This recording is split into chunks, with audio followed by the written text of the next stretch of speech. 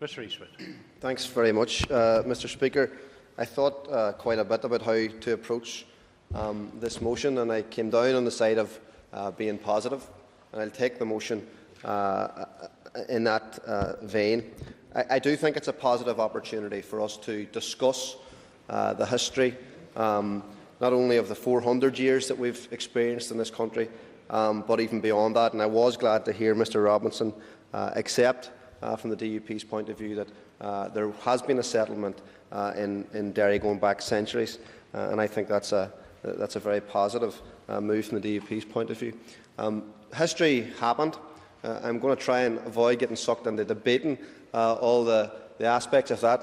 Myself and the MP for East Derry have debated many times about different historical events in Derry over the years, and I'm going to try and avoid getting sucked into doing that now. But as someone who was involved in the bid process for the City of Culture, along with other people, I just want to put it straight.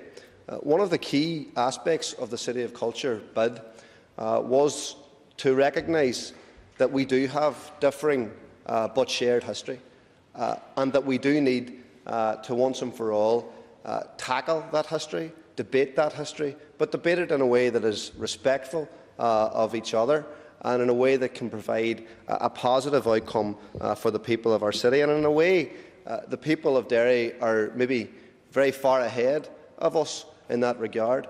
You know yourself, Mr Speaker, the great work that is done on the ground between communities, between organisations that would have been previously seen as enemies, to try and grasp the nettle of our history and to not be afraid of it, and to try and use it as a positive thing going forward. And I'm glad to hear people talking about tourism, because tourism is the biggest opportunity I think we have in Derry to create employment, to be a growth industry, and we're only just scratching the surface of that. But people come to Derry because of its history.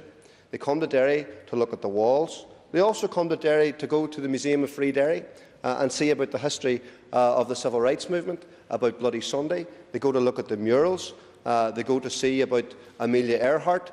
They go to the Tower Museum, where they can look at issues around the flight of the Earls, and of course to look at our very strategic place in terms of World War II and the fact that the German U-boat commander for the North Atlantic surrendered in Lissahalli port.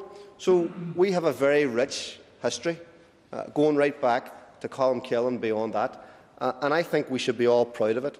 I have a different view than maybe some members opposite on the significance or particular parts of that history, but it's shaped us all. Even the bits that we disagree with has shaped us all, and I think we need to recognise that going forward. And I think in Derry we're leading the way in dealing with our history, and in this very momentous decade, I think there's some great examples of that. And the 400th anniversary of the walls was a key part in terms of the bid process for City of Culture.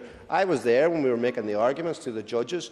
One of the things that we kept saying to them was, yes, we do have a difficult history, but we're here together to try and provide a positive future for each other and for generations to come. And that was, and Mr McCarthy talked about purposeful inquiry. That was a key part. That was the winning part of the bid for City of Culture. So I think that needs to be remembered. I also just want to touch on, Mr Speaker, the opportunity for Derry, for the historic parts of Derry to become a World Heritage Site. It's unfortunate that a couple of years ago Derry was left off the UK list for UNESCO World Heritage status. But I've called before, and I think we should renew this call, for the Irish Government to take forward that case, because I think it's another 8 years before the UK can put their list together again. So I would ask again that the Irish Government look seriously at the opportunity to take on historic Derry as part of a UNESCO World Heritage Site, because it is a very historic piece of the world, and it's much more historic maybe than some other World Heritage Sites around the world. And I think we could benefit immensely from that status, and that would be one of the legacy issues that we could create out of the City of Culture.